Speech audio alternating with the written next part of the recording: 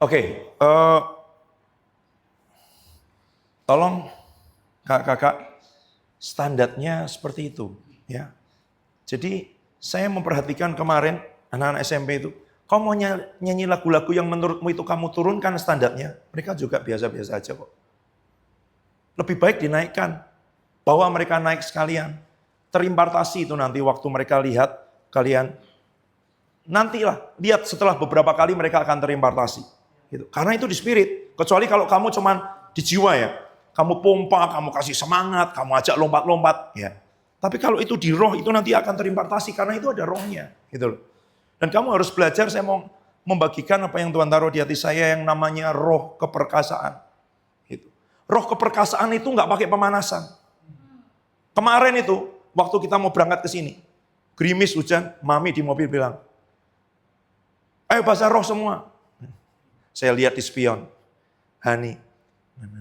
Mana nggak ada suaranya, mulutnya nggak dibuka. Begitu dibilang, ayo bahasa roh. He namanya soko, namanya rala, namanya. Saya nggak ada pemanasan. Kenapa kamu latihan setiap hari? Saya mau ngomong tapi komentar di mobil nanti kita mau perang sama-sama. Hatinya kecil nanti. Ya kan? Sedih dengan itu semua. Enggak lah. Saya diam aja. Saya tunggu waktu yang baik. Ya kan?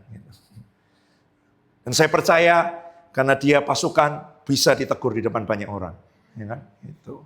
Yang lain saya ukur hatinya nanti kecewa pahit berhenti berdoa besok gitu ya. Gitu. Enggak kan Ani ya? Belum ya? Aman. Roh keperkasaan itu langsung gitu loh. Jadi dia bukan minyak tanah atau itu kayak bukan hanya pertamak, dia kayak aftur bahan bakar pesawat tuh loh. Apinya di mana dia udah nyambar.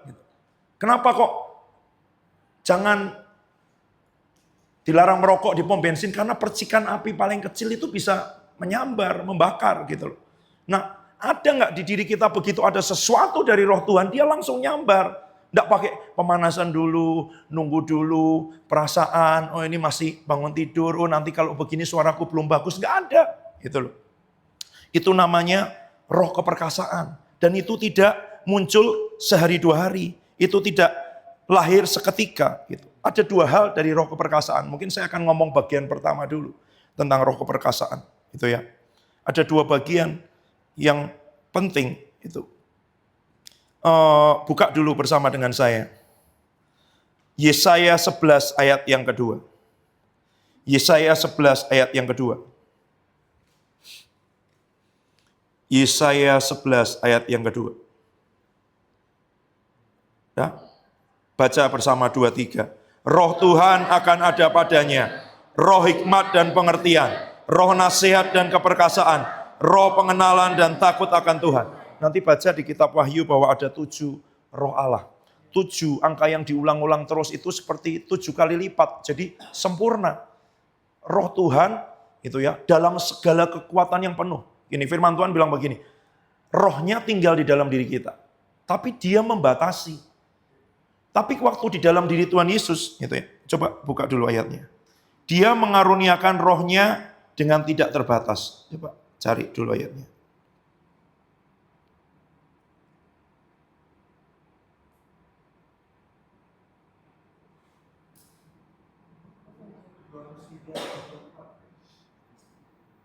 Yohanes 3 ayat 34. Yes. Baca bersama Yohanes 3 ayat 34. Sebab siapa yang diutus Allah, dialah yang menyampaikan firman Allah. Karena Allah mengaruniakan rohnya dengan tidak terbatas. Ini kepada Tuhan Yesus. Rohnya dikaruniakan tidak terbatas dan dia bisa bermanifestasi tidak terbatas. Tetapi di dalam diri kita, dia dikaruniakan tidak terbatas. Sama. Karena firman Tuhan bilang begini, roh yang membangkitkan Yesus dari antara orang mati. Berarti tidak terbatas dong. Karena dia bisa membangkitkan Yesus dari antara orang mati. Tidak kalah dengan kematian. Firman Tuhan bilang begini, apa musuh yang paling akhir yang dikalahkan? Apa yang membuat manusia ketakutan? Kematian. Tapi roh itu lebih besar, lebih kuat dari kematian. Kehidupan lebih kuat dan menang dari kematian. Dan itu roh yang sama dikaruniakan kepada kita. Berarti seharusnya tidak ada lagi yang menakutkan. Bagian lain bilang apa? Sebab di dalam dirimu ada roh yang lebih besar daripada roh yang ada di dalam dunia. Berarti roh yang lebih besar dari semua roh apapun lah. Mau santet, mau roh nenek moyang, mau roh perdukunan, mau apapun, roh teritorial. Roh yang di dalam kita jauh lebih besar. Sekarang pertanyaannya, kenapa kehidupan kita belum sama seperti Tuhan Yesus? Karena roh itu belum bisa bermanifestasi, belum bisa mengalir keluar, belum bisa bergerak leluasa di dalam hidup kita. Kalau dia menyatakan dirinya dengan tidak terbatas, kita mati. Gitu loh. Kenapa? Ya karena akunya belum mati. Dirinya, keinginannya, egonya, semuanya belum mati. Gitu.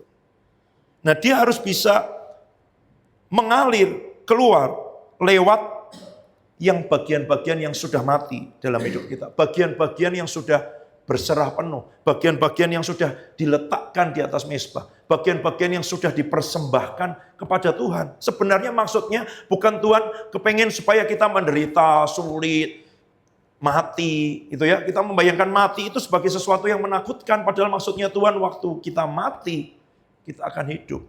Itu. Coba. Sebentar. Korintus 15 ayat 43. 1 Korintus 15 ayat 43. Baca bersama 2-3. Ditaburkan dalam kehinaan, dibangkitkan dalam kemuliaan, ditaburkan dalam kelemahan, dibangkitkan dalam kekuatan. Apa yang ditaburkan dalam kelemahan akan dibangkitkan dalam kekuatan, tapi harus ada yang ditaburkan. Gitu loh. Jadi waktu Tuhan nyuruh kita nabur, meletakkan, naik ke mezbah, itu bukan supaya kita menderita, disiksa, dianiaya. Dia bukan Tuhan yang cinta itu. Dia mau kita mengalami kebangkitan dalam kekuatan. Gitu. Tapi kan cara melihat kita masih lihat ini loh, separuh. Kita masih lihat mezbahnya, masih lihat salibnya, masih lihat matinya, masih lihat menderitanya. Tujuannya Tuhan bukan menderita. Tujuannya Tuhan adalah seperti kepada Tuhan Yesus, kebangkitan, kemenangan, nama di atas segala nama, raja di atas segala raja. Itu tujuannya. Itu. Jadi waktu kita diajak, diminta, dipujuk, gitu ya, untuk meletakkan hidup, untuk menyerahkan, untuk naik ke atas mezbah, untuk mempersembahkan hidup tubuh kita jadi living sacrifice, korban yang hidup di hadapan Tuhan. Tujuannya supaya dibangkitkan dalam kemuliaan. Dan itu yang dikatakan tadi, Yesaya 11 ayat yang kedua, ada roh Allah. Roh Allah itu ada roh hikmat dan pengertian, roh nasihat dan keperkasaan, roh pengenalan dan takut akan Tuhan. Menarik, kata yang dipakai begini, roh Tuhan ada padanya. Itu hanya kata ada dalam bahasa Indonesia. Tapi terjemahan Amplified, saya cek juga bahasa aslinya itu, and the Spirit of the Lord will rest on him. Roh Tuhan itu akan beristirahat, tinggal, berkemah, at home, kalau yang pernah dengar ini. Nyaman, kerasan, apalagi. Di dalam diri kita. Nah sekarang pertanyaannya, apakah roh itu sudah kerasan di dalam diri kita? Kalau dia seperti tamu, apakah kita sudah menyambut dia? Welcome, ya kan? Ditanya mau minum apa, ditanya kepengennya apa, ditanya senangnya apa. Karena dia rest. Rest itu dekat kampus ada rest area. Orang habis perjalanan, dia singgah di situ untuk apa? Istirahat. Pasti dia butuh tempat yang nyaman, toiletnya bersih, makanannya enak, tempatnya juga pemandangannya bagus. Itu rest. Nah dia mau rest di dalam diri kita. Dia mau tinggal dengan kerasan di dalam diri kita. Dia mau beristirahat di dalam diri kita. Apakah dia menemukan itu? Itu masalahnya. Karena roh Tuhan akan rest, tinggal. Nah salah satu yang dia mau tinggal di dalam diri kita adalah roh keperkasaan. Nah saya berdoa untuk bagian ini. Tuhan, roh keperkasaan ini apa? Bagaimana cara menjelaskannya? Tadi pagi, dia jelaskan begini. Roh kepahlawanan. Karena keperkasaan ini orang yang bangkit seperti pahlawan. Dia orang yang gagah perkasa, dia orang yang berdiri paling depan. Gitu. Siapa? Coba buka dulu sekarang bersama dengan saya. Hakim-Hakim pasal yang keempat.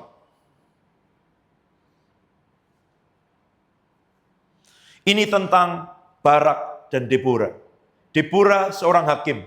Di waktu itu, setiap kali seorang hakim mati, ganti hakim yang lain. Ini masa setelah Yosua di mana periodenya paling lama 40 tahun, 40 tahun, ada yang lebih singkat, ada yang hanya beberapa tahun gitu ya. Hakim ini biasanya orang yang juga sekaligus pahlawan perang. Gideon, ya kan, Yefta dan semuanya, tapi tidak semua. Ternyata ada juga Deborah, hakim perempuan yang tidak berperang. Dia bernubuat. Ayat 4. Hakim-Hakim 4. Pada waktu itu Deborah seorang nabiah istri Lapidot memerintah sebagai hakim atas orang Israel. Ia biasa duduk di bawah pohon kurma Deborah antara Rama dan Betel di pegunungan Efraim. Dan orang Israel menghadap dia untuk mencari keadilan. Ayat 6. Ia menyuruh memanggil Barak bin Abinoam dari Kedes di daerah Naftali. Lalu berkata kepadanya, bukankah Tuhan Allah Israel memerintahkan demikian? Majulah, bergeraklah menuju Gunung Tabor. Bawalah 10.000 orang Bani Naftali dan Bani Sebulon bersama dengan engkau. Dan aku akan menggerakkan Sisera, panglima tentara Yabin dengan kereta dan pasukannya menghadapi engkau ke Wadi Kison. Dan aku akan menyerahkan dia ke dalam tanganmu. Jadi Deborah hakim, tapi dia bukan pahlawan perang sebenarnya. Dia menyuruh untuk memanggil Barak. Supaya Barak apa? Maju berperang. Dan kalau Tuhan menyuruh kita maju berperang, luar biasa ya. Perhatikan ayat yang ke-6. Bukankah Tuhan Allah Israel memerintahkan demikian? Maju berperang, bergerak, ayat 6 ya. Ayat 7, dan aku akan menggerakkan Sisera. Musuhnya pun digerakkan Tuhan. Jadi waktu musuhnya sudah digerakkan Tuhan dan kita tidak mau berperang, apa yang terjadi? Kalah. Ini seperti kairos, momen gitu loh. Momen untuk apa? Untuk Tuhan menyerahkan dia ke dalam tanganmu.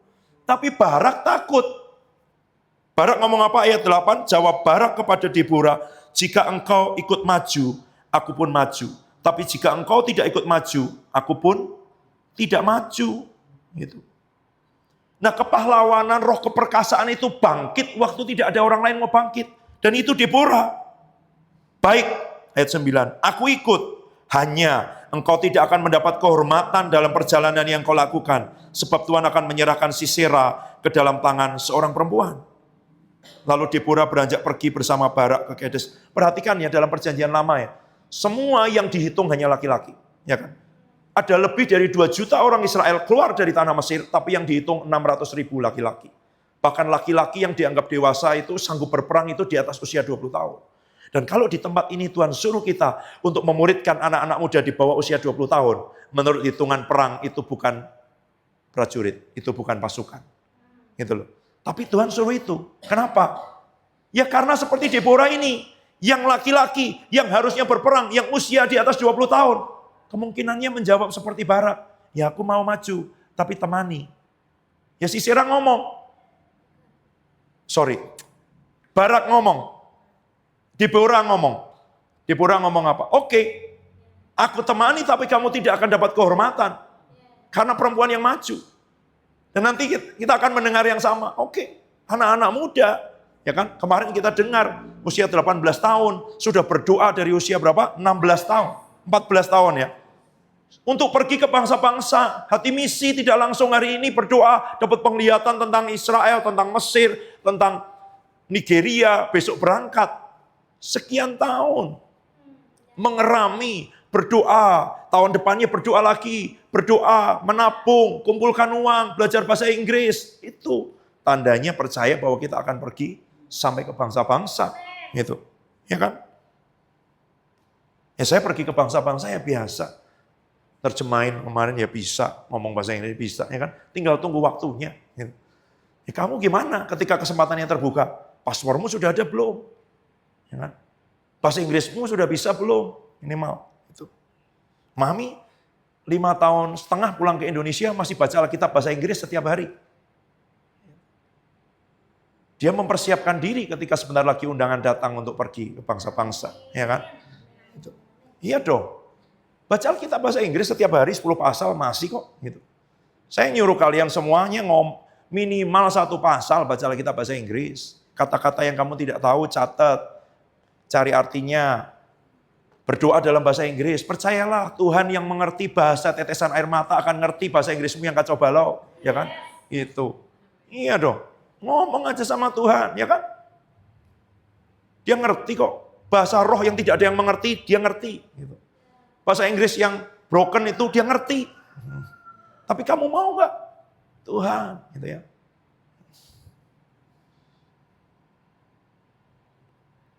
Itu masalahnya.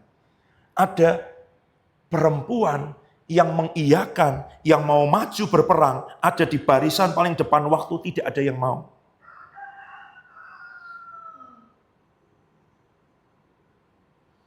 Itu yang terjadi dengan roh keperkasaan. Roh keperkasaan itu pengurapan dari Tuhan. Tapi dia kayak punya pasangan gitu loh. Di dalam diri kita harus ada kerelaan, kesediaan untuk maju ketika orang lain tidak mau maju. Nah orang lain itu kan nunggu-nunggu. Ada yang maju juga nggak ya? Ada yang maju juga nggak ya? Kayak orang berdiri di tepi sungai dia liatin. Wah ini kalau nyemplung seger nggak ya? Hanyut nggak ya? Aku nanti gimana ya? Ada buaya nggak ya? Wow arus deras kalau yang pernah main arum jeram. Itu kalau arusnya deras itu justru saat terbaik. Kalau orang cari arusnya pelan-pelan dia akan sampai ke tempatnya mungkin dengan lebih aman. Tapi waktunya bisa 3-4 jam. Padahal kalau arusnya deras itu cuma 1,5 jam. Tapi orang nunggu. Wow, dia pikir sungai itu akan ada di situ terus. Arusnya tiba-tiba surut. Dan dia nggak bisa masuk lagi, tinggal lihat batu-batu. Lewat. Tapi waktu tidak ada yang mau maju. Dipura berkata apa? Oke, aku maju. Ya kan? Tapi engkau tidak akan dapat kehormatan. Sebab Tuhan akan menyerahkan Sisera ke dalam tangan seorang perempuan. Perempuan tidak dihitung perang. Perempuan itu biasanya tinggal di kemah, tapi dia maju. Waktu tidak ada laki-laki maju. Ini saya tidak berkata tentang gender, kesetaraan gender sekarang, bukan. Ini tentang kesediaan untuk maju, mau mengikuti panggilan Tuhan waktu tidak ada yang mau. Kalau kalian pernah dengar saksian, saya mendengarkan, saya bertemu dengan seorang hamba Tuhan yang mengatakan, iya. Saya tanya kepada hamba Tuhan ini, seorang perempuan, seorang ibu, dia bilang begini, seharusnya bukan saya yang melayani di sini. Melayani di mana? Melayani di tempat pembuangan sampah, melayani orang-orang miskin, melayani ada pelacur, ada penjahat, ada banyak orang yang dibuang oleh masyarakat, oleh keluarganya, ditolak, gitu ya. Dan dia bilang begini, seharusnya bukan saya. Tuhan sudah menawarkan kepada 4 orang laki-laki. Dan 4-empatnya mengatakan tidak untuk melayani orang miskin. Karena mereka berkata melayani orang miskin itu duitnya banyak. Melayani orang miskin itu tidak ada ucapan terima kasih. Melayani orang miskin itu susah. Loh, kita disuruh melayani orang miskin, tidak jadi miskin. Gitu loh. Ya kan? Kalau kita mengikuti perintah Tuhan untuk melayani orang miskin, Tuhan akan menyediakan. Gitu. Tuhan akan mencukupkan, Tuhan akan memberkati. Karena di balik setiap mandat ada berkatnya. Gitu loh. Di balik setiap visi ada provisionnya. Tapi kita nggak bisa gini, mana Tuhan? Transfer dulu. Mana Tuhan? Berkati dulu. Waktu Tuhan nyuruh kita melayani anak-anak SMP, apa yang kita punya? Nggak ada. Bahwa kurang 1 minggu ada AC1, Pak Trio, ya kan? Kurang 4 hari ada AC1 lagi. Pakainya apa? Ampli. Kalau kita orang segini, jelas kok suaranya ya kan, biasanya. Bahkan itu melatih roh keperkasaan dalam diri kita. Gitu. Karena Kak Depi ngomong, udah kayak mau makan mic aja tetap suaranya nggak denger, ya kan? Gitu. Udah berasa kayak mau makan es krim kon ini kan, setiap kali, udah mau ditelan mic-nya, suara tetap nggak keluar, ya kan? Gitu. Tapi itu melatih sesuatu dalam diri kita keluar, gitu. Dan dalam 1 minggu, ada yang menabur speaker ini 1 pasang, mixer, drum datang, bass datang, di waktu yang tepat, tapi tidak langsung ada itu, gitu loh. Ketika mau. Dan orang bilang kan, bahkan di buku itu yang saya pernah ngomong, pelayanan tentang anak-anak muda, dompetnya kosong, perutnya lebih kosong, dan kita sudah menolak itu, tidak memperkatakan itu lagi, ya kan? Anak-anak muda, dompetnya berisi, bahkan penuh, berlimpah, bisa menjadi berkat, ya kan? Dia tidak hanya perutnya tidak kosong, dia bisa mengisi kekosongan perut orang lain. Kita perkatakan pembalikan, masa kita mau kalah dengan kenyataan? Buktinya ngasih makan kota 1,5 tahun, ya kan? Anak-anak muda, gitu. Kalau nanti Tuhan percayakan bisnis, usaha, sesuatu yang berlimpah untuk memberkati lebih besar lagi, itu wajar. Karena dalam keterbatasanmu, dalam apa yang ada, engkau letakkan di hadapan Tuhan. Gitu loh. Itu. Kenapa kok orang-orang muda yang dipakai? Karena banyak orang-orang dewasa, pengusaha orang yang punya duit, mikirin dirinya sendiri. Itu aja. Saya masih ingat Pak Petrus Agung pernah ngomong, waktu mereka mau bangun Holy Stadium. Ada seorang ibu, janda, punya rumah, cuman itu, dia serahkan sertifikatnya. Dia bilang gini, saya belum punya urapan tega. Dalam diri saya masih, Tuhan, kasihan loh ibu ini. Kemana orang-orang kaya Tuhan? Kemana orang yang punya banyak itu Tuhan? Aku udah bicara sama mereka, nggak ada yang merespon. Ibu ini yang merespon. Gitu loh. Sama, itu roh keperkasaan. Waktu tidak ada yang merespon, itu namanya roh kepahlawanan. Waktu tidak ada yang merespon, tidak ada yang menjawab, tidak ada yang berkata ya, yang lain ragu-ragu. Dia maju. Dia maju. Roh keperkasaan, ya kan? Hakim-Hakim 5 ayat 7.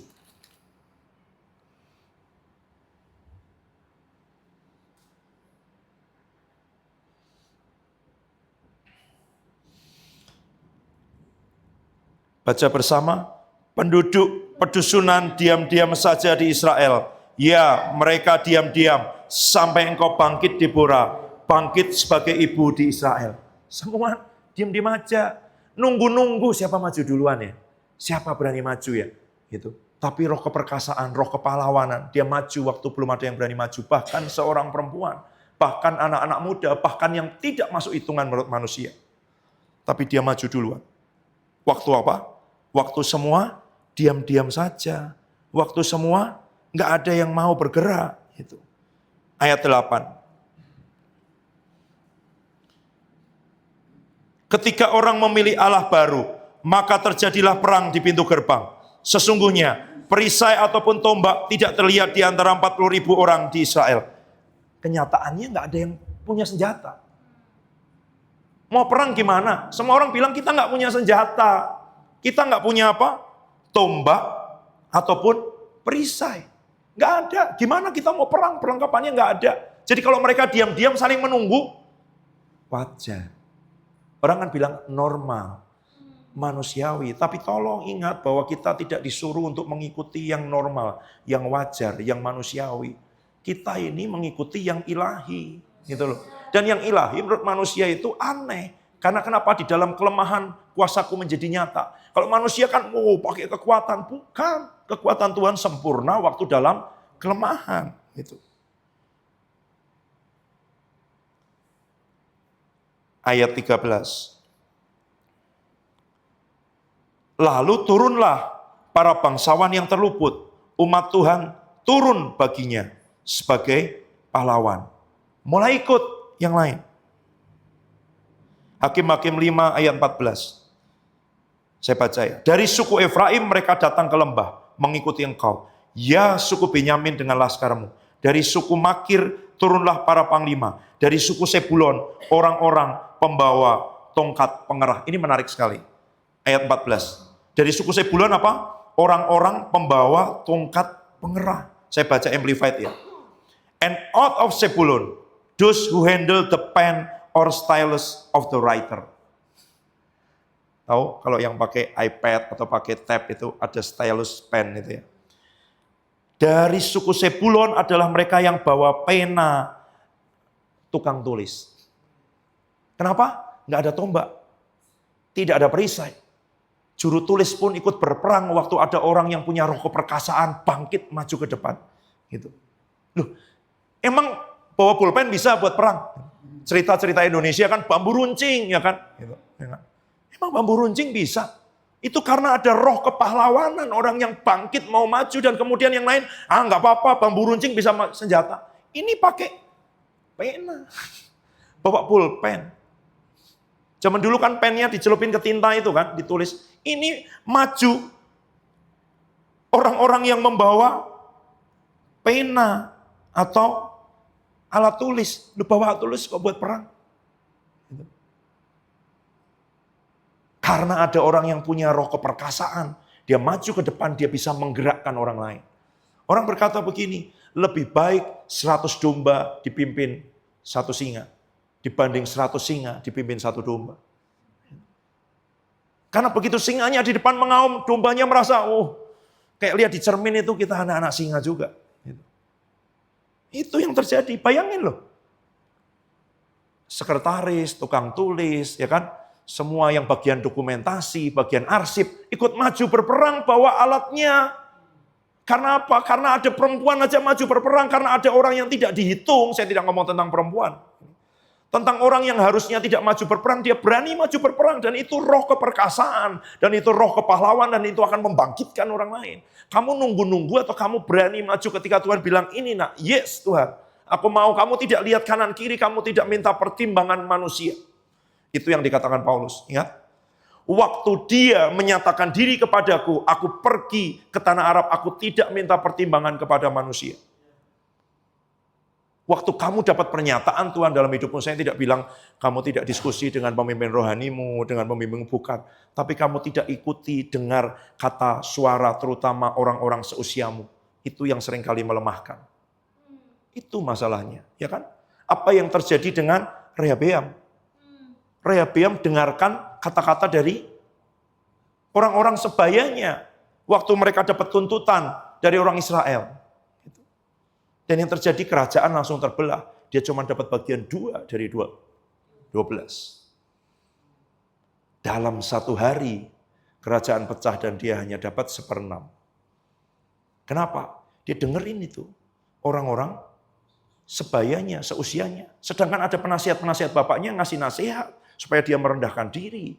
Tapi dia tidak mau ikutin itu. Dia mau ikutin egonya. Dia mau ikuti kesenangannya. Pak Adi sering ngomong begini, jangan pilih sendiri apa yang menurutmu baik, apa yang menurutmu basah, apa yang menurutmu akan menguntungkan, apa yang menurut pemandanganmu. Karena Lot juga memilih yang sama dan salah. Lot memilih yang menurut manusia seperti taman Tuhan. Apa sih kurangnya? Ternyata itu Sodom dan Gomora. Tapi menurut manusia itu seperti taman Tuhan. Dan hilang loh, habis tuh dalam 1 hari. Semua kekayaan yang tadinya sama besar dengan Abraham. Kenapa? Karena dia memilih sendiri. Roh kepahlawanan, roh keperkasaan akan bisa menggerakkan orang lain. Bahkan orang-orang yang di belakang meja, yang tidak pernah perang, yang tidak punya senjata, bahkan bangsawan-bangsawan, yang biasanya mungkin mengeluarkan duit jadi donatur, ikut perang, turun. Karena ada roh kepahlawanan. Itu.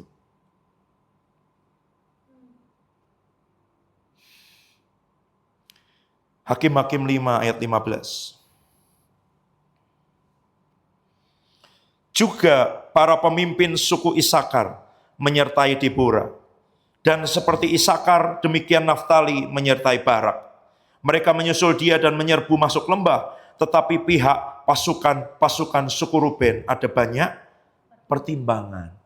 Ayat 16. Mengapa engkau tinggal duduk di antara kandang-kandang sambil mendengarkan seruling pemanggil kawanan? Hai suku Ruben. Di pihak pasukan suku Ruben ada banyak pertimbangan. Terlalu banyak mikir. Terlalu banyak mikir, terlalu lama mikir, sampai kemudian mereka duduk-duduk merenung, maju perang nggak ya, nanti kalah gimana, nanti mana. Akhirnya nggak ikut berperang. Di pihak pasukan suku Ruben terlalu banyak pertimbangan. Roh keperkasaan itu menyaut. Gitu loh. Begitu diminta, nyembah, pasaro, deklarasi. Jangan mikir, wah nanti orang lihat nggak ya? Wah itu lama. Di pihak pasukan suku. Lawannya roh keperkasaan ini apa? Terlalu banyak pertimbangan. Terlalu banyak pertimbangan baik, tapi ini terlalu banyak. Saya tahu apa artinya terlalu banyak pertimbangan. Bikin rencana A, nanti kalau gagal A1. Kalau gagal A1A. Kalau gagal lagi A1A1. Itu kan bikin skripsi gitu kan. A, ya kan? 1, 2, 3. 1 A, B, C. A kecil, B kecil gitu kan. Nanti yang nulis paper, udah nulis skripsi udah ngerti itu. Nulis karya tulis ilmiah. Bukan begitu. Terlalu banyak pertimbangan. Alasannya, kita mesti berhikmat, kita mesti wise dan semuanya. Alasan itu. Sebenarnya di dalam dirinya ada ketakutan, ada ketidakpercayaan terhadap Tuhan. Tapi roh keperkasaan akan menyaut gitu. Dia nggak berhitung, dia nggak banyak. Dia akan bergerak. Sekalipun tidak ada orang lain bergerak, dia akan maju di depan. Itu roh kepahlawanan. Ayat 17-18. Orang Gilead tinggal diam di seberang sungai Yordan. Sama. Dan suku Dan, mengapa mereka tinggal dekat kapal-kapal? Kenapa? Cari aman. Masih nyebrang sungai. Dekat kapal mungkin bisa lari kalau kalah. Ya kan? Suku Asyir duduk dekat tepi pantai laut. Tinggal diam di teluk-teluknya. Cari yang nyaman, cari yang aman. Tetapi suku Sebulon, bangsa yang berani mempertaruhkan nyawanya. Demikian juga suku Naftali. Di tempat-tempat tinggi di padang. Ini bedanya. Roh kepahlawanan. Dia maju di depan. Dia mempertahankan diri. Di belakang kita taman makam pahlawan. Dan di sini tempat melahirkan pahlawan. Amin. Ya kan? Di situ tempat mengubur pahlawan. Tapi lumayan loh. Kuburan dari orang yang berani mempertaruhkan nyawanya. Gitu. Dan ini tempat di mana orang yang mau mempertaruhkan nyawanya buat kerajaan Allah dilahirkan. Gitu. Ya kan? Gitu. Beda, yang lain cari tempat sembunyi, cari tempat bisa kabur gitu ya. Ingat buat yang ikut membantu memindahkan meja besar di depan sini ke sana. Ya. Itu roh keperkasaan itu jangan mentang-mentang yang ngangkat 6 orang terus kamu pura-pura aja, wajahmu acting gini ya, tapi ternyata kamu nggak ikut ngangkat, nggak pakai tenaga gitu ya. Itu membebani orang lain sebenarnya. Pernah nggak lihat? Saya pernah lihat orang ikut dorong mobil tapi di atas pickup. Di baknya itu loh, dia kayak mendorong dengan semangat. Di bawah bro, bukan di atas itu, ya kan? Gitu. Kayaknya dia mendorong dengan semangat gitu. Bukan. Orang Gilead diam di seberang sungai Yordan. Suku Dan tinggal dekat kapal-kapal. Suku Asyir duduk dekat pantai laut. Tetapi suku Sebulon, bangsa yang berani mempertaruhkan nyawanya. Ayat 23. Kutukilah kota Meros, firman malaikat Tuhan. Kutukilah habis-habisan penduduknya, karena mereka tidak datang membantu Tuhan. Membantu Tuhan sebagai pahlawan. Jadi Tuhan datang sebagai pahlawan. Pahlawan itu maju berperang, maju di depan, dia merespon. Tuhan sudah datang sebagai pahlawan. Ada yang namanya roh keperkasaan. Tapi kalau kamu tidak mau merespon dengan sukarela, maju di depan, menyambar. Kamu seperti orang di Meros ini loh. Dikutuki karena tidak mau datang membantu Tuhan. Sepakat, menyambut, itu masalahnya. Roh Tuhan kepengen tinggal, roh Tuhan kepengen diam, dan salah satunya adalah roh keperkasaan. Bagaimana roh keperkasaan bisa tinggal di dalam dirimu kalau tidak ada kepahlawanan di dalam dirimu. Kalau tidak ada yang mau sukarela, waktu yang lain tidak mau maju, aku mau Tuhan. Waktu yang lain tidak berani, aku mau Tuhan. Bukan karena kita mampu, sekali lagi karena mau. Yang saya ceritakan tadi, seorang hamba Tuhan, seorang perempuan. Buat yang tahu, kamu akan tahu, ya pulang dari Belanda dengan gelar master, Tuhan suruh buang ijazahnya ke tempat sampah. Melayani pemulung gelandangan orang-orang miskin. Kalau sekarang ada sekolah, ada banyak bangunan, dipercayakan. Ya kan? Kalian yang akan berangkat retreat di bulan Januari akan lihat itu pelayanan yang saya ceritakan. Dari rawa-rawa, dari anak-anak di tempat pembuangan sampah. Kalau sekarang mereka punya sekolah, punya gedung, punya banyak hal. Karena ada roh kepahlawanan, roh keperkasaan yang mau berkata, bukan ketika gedungnya sudah ada. Semua mau. Tapi waktu yang ada adalah tempat pembuangan sampah. Waktu yang ada adalah rumah susun. Waktu yang ada adalah anak-anak SMP. Waktu yang ada adalah pelajar-pelajar. Waktu yang ada adalah orang-orang di jalan yang sakit. Dan itu, ya kan, sama seperti orang-orang di Meros ini. Tuhan mau datang, Tuhan mau mencurahkan, ada pengurapan namanya roh keperkasaan. Tapi kalau dalam dirimu tidak ada kerelaan untuk, ya Tuhan, ya aku mau Tuhan, aku mau Tuhan. Catherine Kuhlman, perempuan, luar biasa dalam pelayanannya, meninggal tahun 76. Tapi waktu dia nyembah, hadirat Tuhan turun, roh Tuhan turun melawat. Orang-orang di kursi roda bangkit. Yang tongkat dilempar, tongkatnya semua. Tanpa didoakan. Tapi dia berkali-kali ngomong begini. Kamu mau urapannya, kamu mau kuasanya, kamu mau manifestasinya, tapi kamu tidak pernah mau harganya. Dia selalu ngomong, saya bukan pilihan pertama Tuhan, saya bukan pilihan kedua, saya bukan pilihan ketiga, bahkan saya juga bukan pilihan keempat. Seharusnya mungkin ada di antara kamu, tapi tidak ada yang pernah mau menyaut dengan Tuhan bilang, ini aku. Here am I, seperti saya berkata. Tuhan kan tanya, siapa yang mau diutus? Karena dia udah cari-cari, gak ada yang mau. Kenapa kok dia pakai orang-orang muda dari Filipina kemarin usia 18 tahun, sejak usia 14 tahun, sejak usia kecil mereka berdoa, bermimpi untuk Indonesia. Karena ada orang-orang muda di Indonesia yang tidak mau menjawab panggilan Tuhan. Mereka ke Indonesia ngapain sih? Penginjilan di jalan-jalan. Iya loh. Dari Filipina. Nabung buat paspor, beli tiket, hanya untuk memberitakan kabar baik di jalan-jalan, di kampung-kampung, di desa-desa, di Indonesia. Kenapa? Karena tidak ada anak muda di Indonesia yang mau melakukan itu. Sederhana. Itu. Karena mereka tidak datang membantu Tuhan sebagai pahlawan. Ini yang Tuhan cari. Ada nggak spiritnya? Ada nggak rohnya? Hakim-Hakim 5, 24, 26. Diberkatilah Yael istri Heber, orang Keni, melebihi perempuan-perempuan lain. Diberkatilah ia melebihi perempuan-perempuan yang diam di dalam kemah. Air diminta orang itu, tapi susu diberikannya. Dalam cawan yang indah disuguhkannya dadi. Tangannya diulurkannya mengambil patok. Tangan kanannya mengambil tukul tukang. Ditukulnya Sisera, dihancurkannya kepalanya, diremukkannya dan ditembusnya pelipisnya. Ini bukan orang Yahudi loh, bukan orang Israel loh. Heber itu orang Keni, coba baca Hakim-Hakim 4 ayat 11, telah memisahkan diri dari suku Keni, dari anak-anak Hobab ipar Musa, dan telah berpindah memasang kemahnya sampai pohon Tarbantin di Saanaim yang dekat Kedes. Ini keturunan dari mertuanya Musa, bukan orang Yahudi. Tapi istrinya, waktu ada panglima musuh ini, dia nyaut.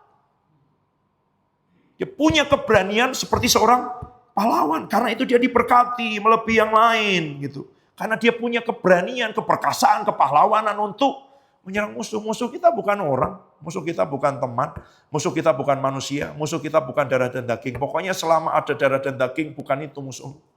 Yang tidak kelihatan. Dengan orang kita harus hormat. Dengan orang lebih senior, lebih tua, hamba Tuhan, kita harus datang dengan hormat. Tapi dengan musuh, dengan iblis, dengan roh jahat, tidak bisa begitu. Kamu harus datang dengan keperkasaan. Kamu harus membuat dia sampai ngomong begini, Yesus aku kenal, Debbie aku tahu kamu siapa. Yesus aku kenal, Dimas aku tahu kamu siapa. Ayat itu ngomong apa? Dengan Yesus aku sering bergumul karena dia sering diusir. Dengan Paulus dia juga sering peperangan rohani. Paulus datang ke sini, rohnya diusir. Itu ngomongnya aku ini sering seperti tukar pukulan dengan dia. Maksudnya gitu. Nah kamu siapa? Itu kan anak-anak Imam Skewa mau coba begitu. Kamu siapa? Sampai kita punya reputasi. Ya kan? Dihormati di surga, ditakuti di neraka. Tapi seringkali tidak dikenal di dunia. Tapi waktu roh-roh jahat itu datang, dia akan bilang, tolong tinggalkan kami, belum waktunya. Gitu ya. Bukan kita yang lari, bukan kita yang pergi. Itu roh keperkasaan menghadapi musuh. Bukan datang ke satu tempat, kayaknya ini agak angker. Permisi, tolong saya tidak mengganggu, jangan mengganggu juga ya. Gitu. Itu nggak ada gitu. Roh sopan santun itu buat manusia, bukan setan gitu.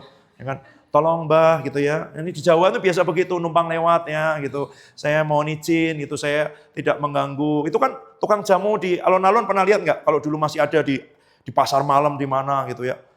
Lain guru, lain ilmu, tolong jangan mengganggu ya kan gitu-gitu. Nggak ada. Saya ingat Bill Johnson ngomong waktu ada satu pasar malam di kotanya. Kemudian ada tukang ramal pakai bola kristal itu semua. Dia lihat dari jauh, dia merasa, oh ini Tidak seharusnya spirit yang lain ada di daerah yang Tuhan beri buat saya. Dia dari jauh, dalam nama Tuhan saya berkata, engkau tidak punya hak di tempat ini. Engkau tidak punya hak di tempat ini. Roh yang lainnya bukan dari Tuhan, ini daerah otoritas berikan. Besoknya udah nggak ada, pasar malamnya masih ada. Tukang ramalnya pindah ke tempat lain kok. Itu otoritas. Bahkan dia masuk ke satu toko yang jual semua peralatan macam-macam untuk kartu, tarot, ramal, dan bola kristal. Dia datang ke situ karena toko itu sama toko-toko peralatan gitu, dia datang ke situ, masuk, jalan di lorongnya dia berdoa, datang kerajaanmu di tempat ini seperti di surga. Sambil lihat-lihat, datang kerajaanmu tempat ini seperti surga. Setelah beberapa waktu, yang punya toko bilang, aku nggak tahu ya, kenapa setiap kali kamu masuk ke tokoku ada suasana yang berbeda ketika kamu datang. Itu roh kepahlawanan, roh keperkasaan gitu loh. Dia tidak tunggu, dia tidak lihat kanan kiri. Dia tidak lihat di belakangnya ada yang ngikuti atau enggak. Karena dia tahu bahwa Tuhan itu sedang hadir sebagai pahlawan. Dan apakah kamu mau merespon dia sebagai seorang pahlawan gitu loh. Nah itu roh follower. Nunggu orang lain ikut. Nunggu yang nge-like banyak. Nunggu viewernya banyak. Gitu. Gak ada. Roh kepahlawanan itu roh perintis. Dia maju di depan, belum tahu jalannya. Tapi kalau Tuhan yang membuka pintu, tidak ada yang bisa menutup. Kalau Tuhan menutup, tidak ada yang bisa membuka. Dia bukan karena dia berani, hebat, dia mau. Bukan. Tapi karena disuruh Tuhan dan dia mau. Itu loh. Nah, ini saya cerita. Kamu tahu, penolakan itu di level yang paling halus. Waktu Tuhan ngomong gini, nak, pelayanan di situ dong. Orang-orang depresi dong. Nah, Tuhan, nanti aku takut. Ini bagaimana caranya? Itu ya, sudah penolakan. Kalau kamu Tuhan ngomong sesuatu di dalam hatimu jadi, itu penolakan. Kalau kamu masih, enggak apa-apa Tuhan, aku enggak mau itu gitu. Itu kamu belum dekat itu. Kalau kamu semakin dekat, ada helaan nafas, sudah penolakan. Sampai nanti respon kita sehalus itu sama Tuhan. Di hati tidak ada penolakan sama sekali. Penolakan terbaca di dalam roh. Itu loh. Penolakan itu terbaca. Itu. Sampai seperti itu. Ya.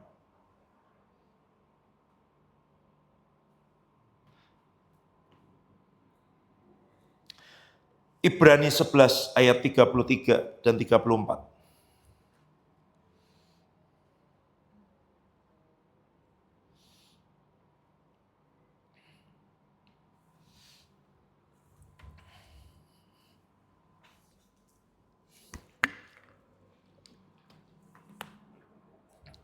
Ibrani 11, 33, 34 kita baca bersama. Yang karena iman telah menaklukkan kerajaan-kerajaan, mengamalkan kebenaran, memperoleh apa yang dijanjikan, menutup mulut singa-singa, memadamkan api yang dahsyat.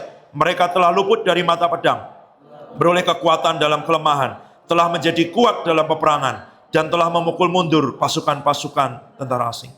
Beroleh kekuatan dalam kelemahan, dan menjadi kuat dalam peperangan. Jadi beroleh kekuatan dalam kelemahan. Ini nanti saya akan bicara sendiri. Bagian yang beroleh kekuatan dalam kelemahannya. Tapi sekarang bagian kali ini menjadi kuat dalam peperangan. Roh keperkasaan itu dilatih. Semakin kamu bilang, ya Tuhan, ya Tuhan. Setiap kali itu peperangan kita bukan melawan darah dan daging ya. Waktu muncul kekhawatiran, waktu muncul ketakutan, yang muncul apa? Kamu aminkan. Oh iya, benar juga, memang masuk akal. Melayani Tuhan. Jadi apa sih? Coba lihat di situ. Jelas gajinya berapa. Kamu mulai mengaminkan musuh. Semua teman-temanku juga gitu kok. Semua yang lain juga gitu kok. Sama kok. Atau kamu pergi kamu setan. Kamu tidak memikirkan apa yang dipikirkan Allah. Kamu memikirkan apa yang dipikirkan manusia. Dalam nama Tuhan Yesus, semua pikiran-pikiran bukan dari Tuhan. Pergi dalam nama Tuhan Yesus. Aku punya panggilan, Tuhan punya rencana dalam hidupku. Aku percaya dia Bapa yang baik. Aku percaya dia tidak pernah merancangkan yang jahat buat hidupku. Aku percaya jalan-jalannya lebih tinggi daripada setiap jalan-jalanku. Itu roh keperkasaan. Jadi kuat dalam peperangan. Orang mikir, kok saya begini terus, besoknya tambah lemah. Tambah lemah, karena kamu tidak perang setiap hari. Gitu loh. Dan musuh itu terus menyerang lewat pikiran, lewat omongan orang, lewat apapun. Dan senjatamu tumpul karena kamu tidak baca firman, karena kamu tidak memperlengkapi diri dengan firman. Kamu nggak bisa ngelawan. Iman itu perisai, nangkis terus sampai kapan kamu mau memukul mundur musuh tanpa pedang roh. Gitu. Firman. Setajam apa pedangmu?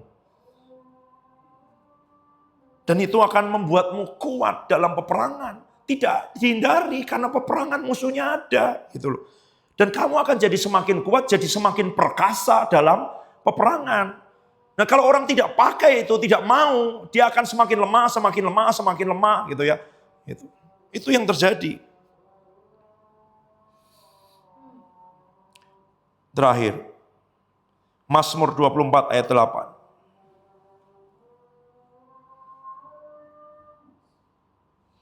Mazmur 24 ayat 8.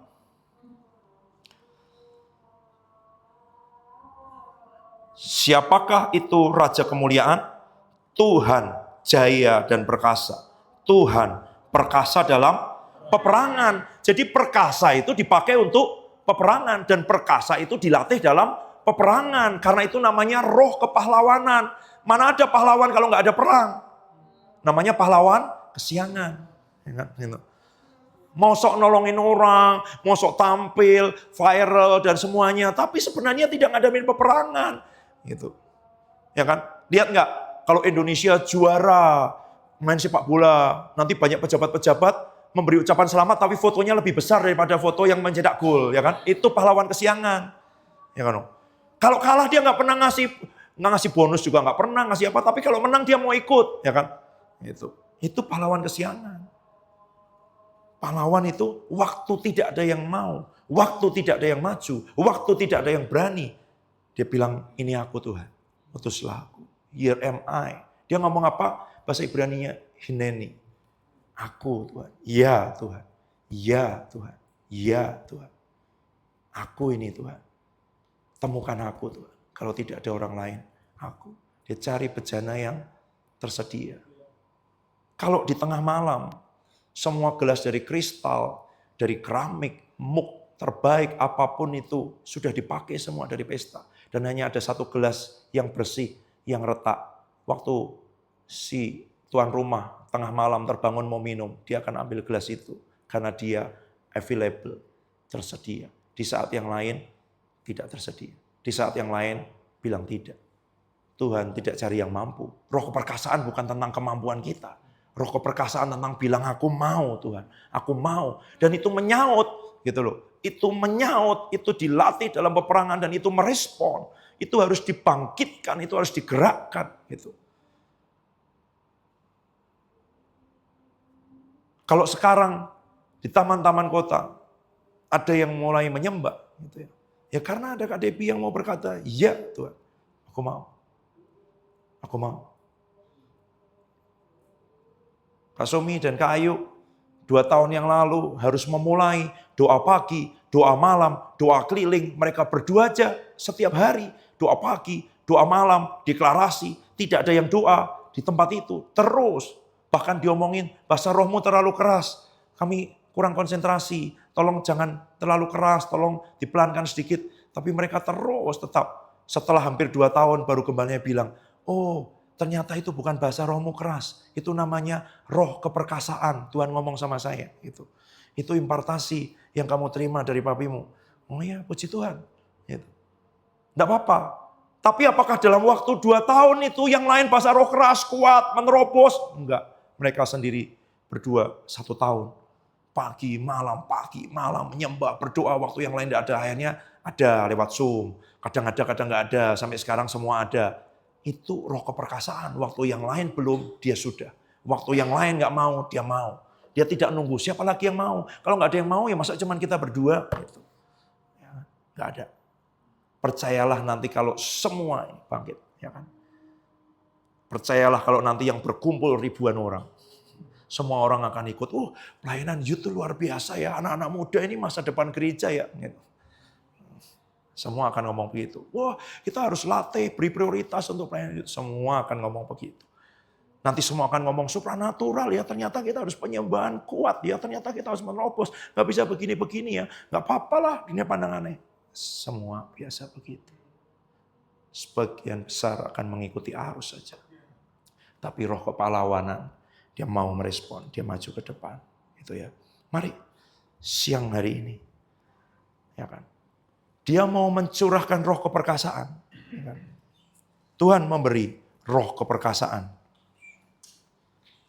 Tapi dia harus ada hati, jiwa yang digerakkan, yang berkata, ya Tuhan, aku mau Tuhan, aku mau Tuhan, aku mau, itu aja. Cuman dibutuhkan yang mau, cuman dibutuhkan yang mau, cuman dibutuhkan yang mau, cuman dibutuhkan yang mau, cuman dibutuhkan yang mau, cuman dibutuhkan yang mau.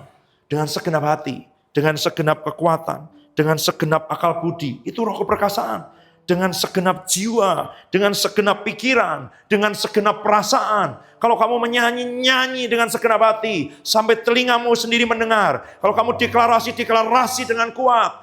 Paksa.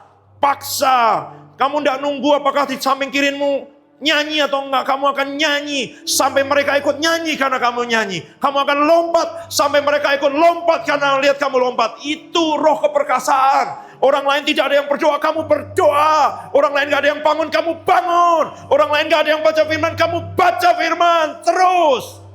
Itu roh keperkasaan. Itu roh kepahlawanan. Orang lain ngomongin orang lain, kamu diam. Kamu memperkatakan janji-janji Tuhan. Itu roh keperkasaan. Orang lain gak mau, kamu mau. Kamu bilang, aku mau Tuhan. Aku mau Tuhan. Aku mau Tuhan. Aku mau Tuhan. Aku mau Tuhan. Aku mau Tuhan, aku mau Tuhan, aku mau Tuhan, aku mau Tuhan, aku mau Tuhan. Siki nama ya rala nama ya siki, hinama ya rala nama ya su, ya hanama ya rala nama ya si, ya nama ya rala nama ya si, hinama ya rala nama ya su, nama ya si, ya nama ya rala nama ya si. Kalau jiwa kami masih bertanya-tanya, kalau jiwa kami masih banyak pertimbangan, kami mau berkata menyaut dengan roh kami Tuhan. Di roh kami mau berkata kami mau Tuhan. Namaya soko, ya namaya seke, namaya rala namaya so, oh namaya rala namaya se, ya namaya rala namaya soko, namaya rala namaya se. Naya soko. O namaya seke, ya namaya soko namaya se, ya namaya rala namaya so namaya seke, so, ya namaya so, se namaya so namaya se.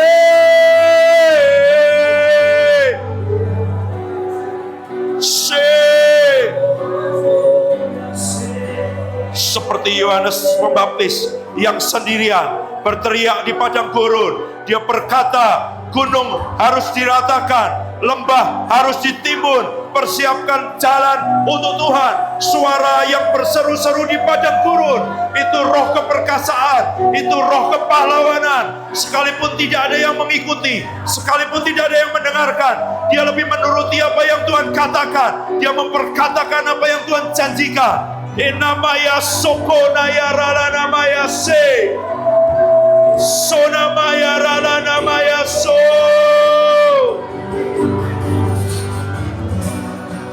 Hey,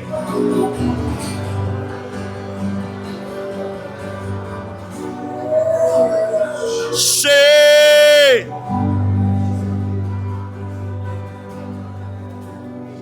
senaya rala namaya so.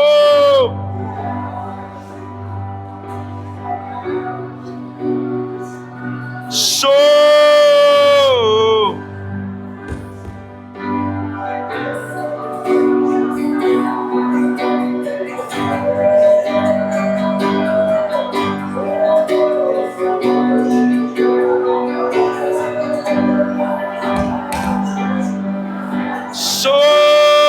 ya namanya so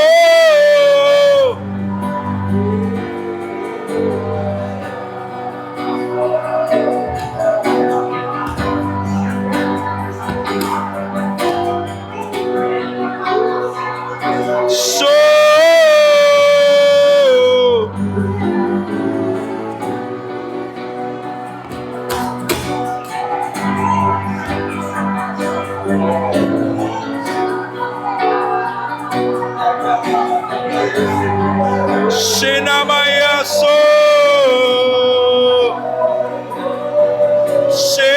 Pakai itu aja, pakai itu aja. Gitar yang itu.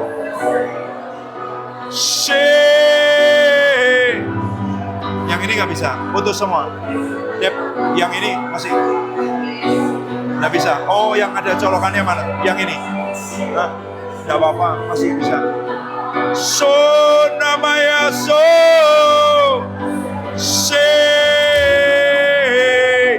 Ya namanya rada namanya so.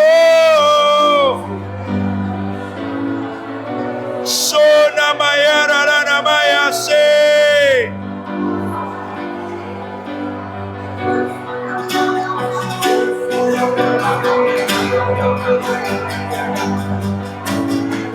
Oh namanya so.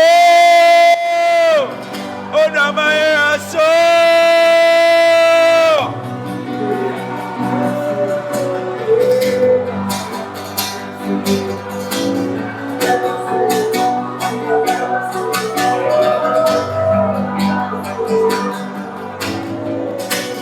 Serukan perangmu, serukan perangmu, serukan perangmu, Yehuda. Serukan perangmu, serukan perangmu, serukan perangmu, yes Lord. Serukan perangmu, serukan perangmu, serukan perangmu,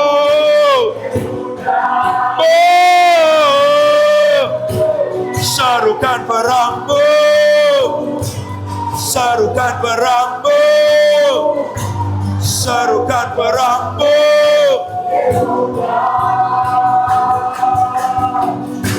serukan perangmu, serukan perangmu, serukan perangmu, Yehuda. Serukan perangmu, serukan perangmu, serukan perangmu, Yehuda. Serukan perangmu, serukan perangmu, Tuhan. Yehuda. Serukan perangmu, serukan perangmu, serukan perangmu,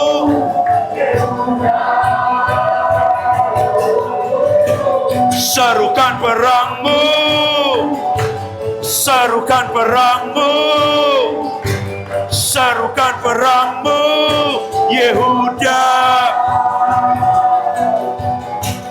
Serukan perangmu, serukan perangmu, Yehuda.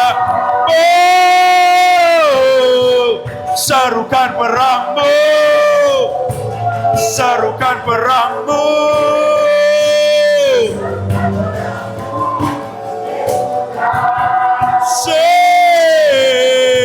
serukan perangmu,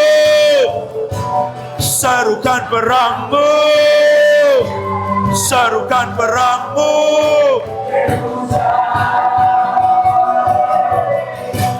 serukan perangmu, serukan perangmu, serukan perangmu, Yehuda. Serukan perangmu, serukan perangmu, serukan perangmu, Yehuda. Serukan perangmu, serukan perangmu, serukan perangmu, Yehuda. Serukan perangmu, serukan perangmu, serukan perangmu. Kalau keperkasaan beneran enggak? Ya. Enggak Mati.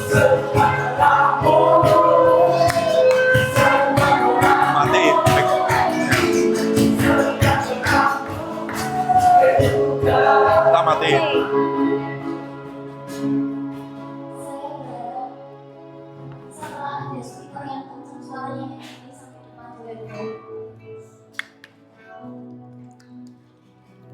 Roh keperkasaan itu tidak ada dengan speaker. Karena nanti kalau kamu pulang ke kampus, kamu akan doa keliling, kamu akan doa malam, kamu akan doa siang, dan tidak ada speaker. Roh keperkasaan itu nggak pakai pengeras suara. Roh keperkasaan keluar dari kerinduan hati, kecil dalam untuk menghancurkan rumput musik, merampas semua teman-temanmu, membebaskan teman-temanmu dari setiap ikatan. Jelas. Jadi kita nyanyi lagu ini nggak usah pakai nyanyi teriak kencang, bukan karena kamu mau menghabisin suaramu yang bodoh, bukan. Kita mau latihannya kayak gitu. Ngerti? Jadi nanti ketika kamu seorang diri pun satu kali kamu diutus pelayanan ditempatkan di puncak gunung kayak Kak Mega sama Kak Melia, mereka akan teriak-teriak, mereka akan tetap nyembah, mereka tetap rindukan supaya satu suku yang tidak kenal itu mereka kenal Tuhan. Roh keperkasaan itu dipakai untuk menghancurkan musuh, merebut jiwa-jiwa datang kepada Tuhan. Oke, jelas? Kalau pakai mic bukan roh keperkasaan, sama sekali bukan roh keperkasaan. Saya tidak anti mic, tapi mic ini memang buat suaramu semakin kencang. Tapi saya bisa rasa suara kencang karena itu powermu di dalam dirimu atau karena hanya mic aja. Latihan ya, karena khotbahnya roh keperkasaan kok. Latihan, yuk.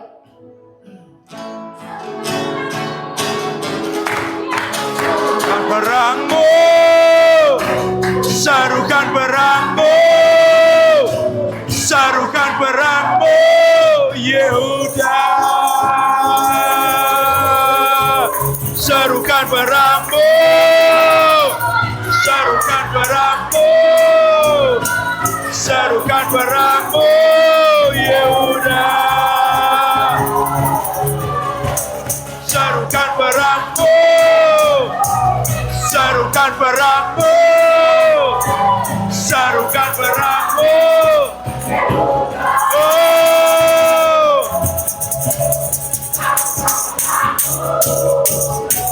sarukan perangmu, sarukan perangmu.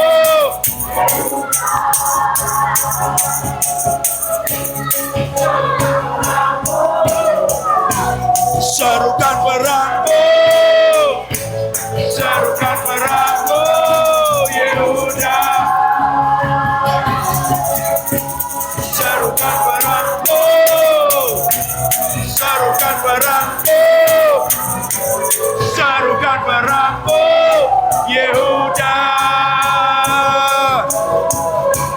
Sarukan perangmu, sarukan perangmu, sarukan perangmu, Yehuda. Oh, sarukan perangmu,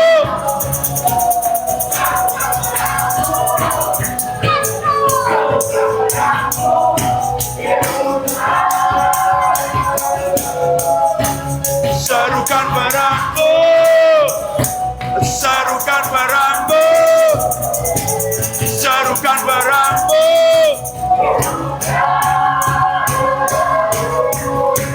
Sarukan perangmu, sarukan perangmu, sarukan perangmu, Yehuda. Perangmu, sarukan perangmu, sarukan perangmu, Yehuda. Sarukan perangmu, sarukan perangmu, sarukan perangmu, Yehuda. Sarukan perangmu,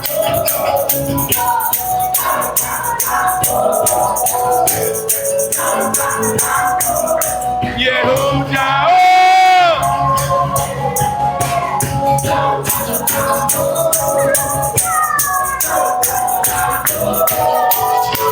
serukan perangmu, Yehuda.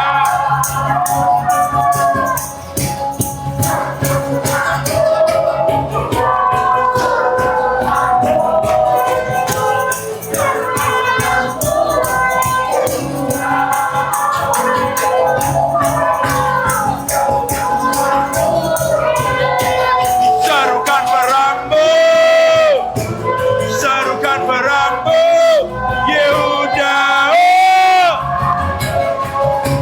Serukan perangmu, serukan perangmu, serukan perangmu.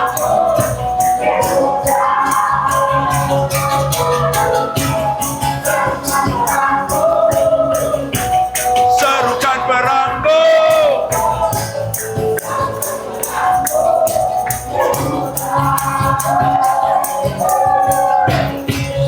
serukan perangmu, serukan perangmu, serukan perangmu, Yehuda. Serukan perangmu, serukan perangmu, serukan perangmu, Yehuda.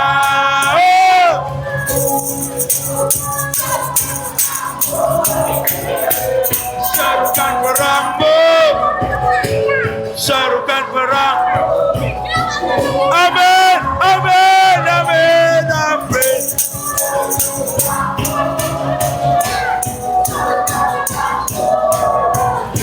Serukan perangmu, Yehuda.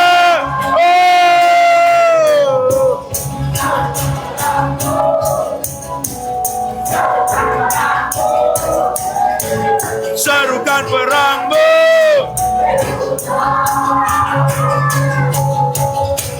serukan perangmu.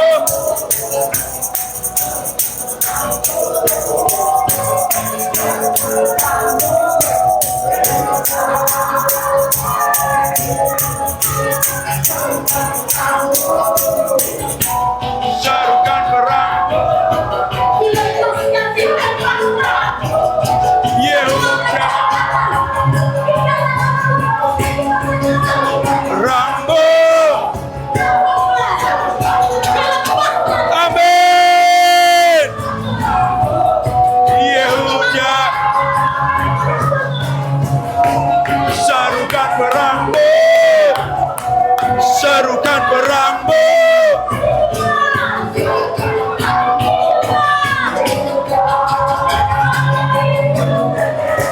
Serukan perangmu, serukan perangmu, serukan perangmu, Yehuda.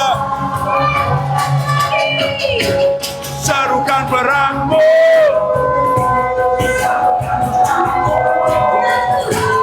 serukan perangmu.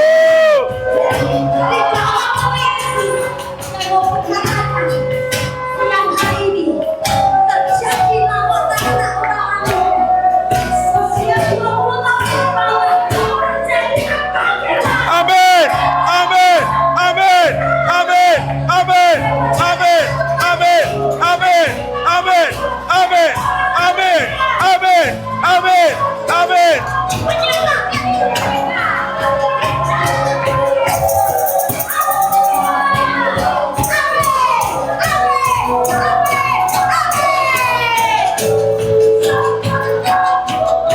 Yehuda.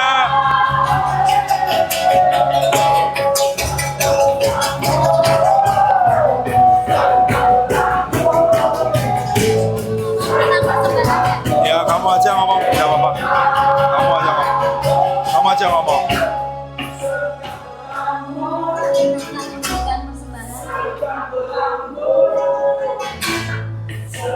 Perang Yehuda. Oke. Kita berdoa ya.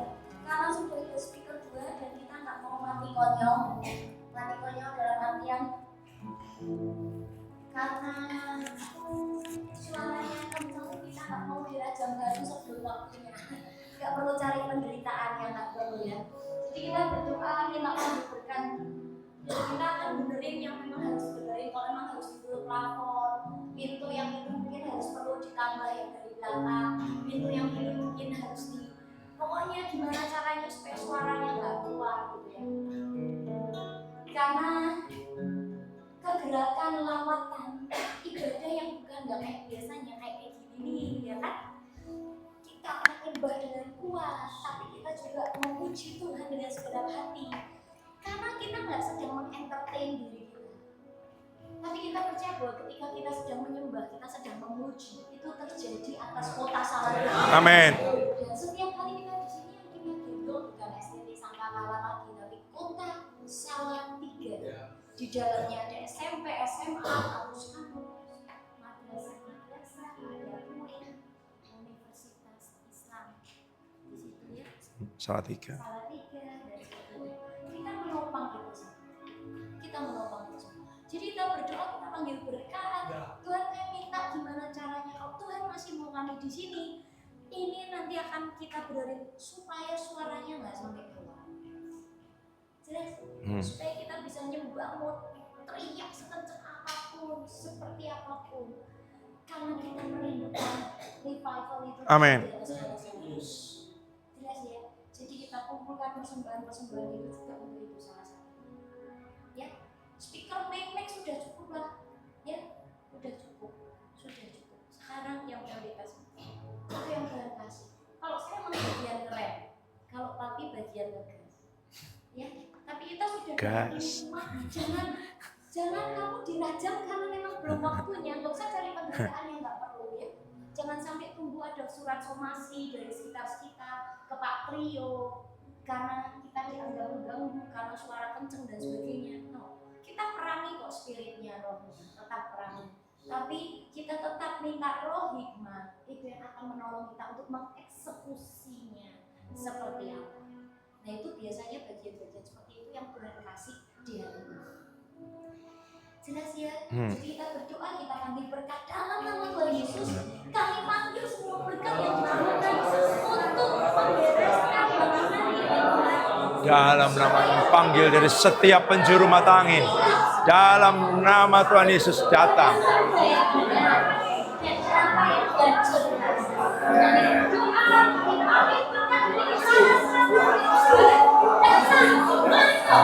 Dalam nama Tuhan Yesus. Terima kasih. Amin. Serukan pengakuan.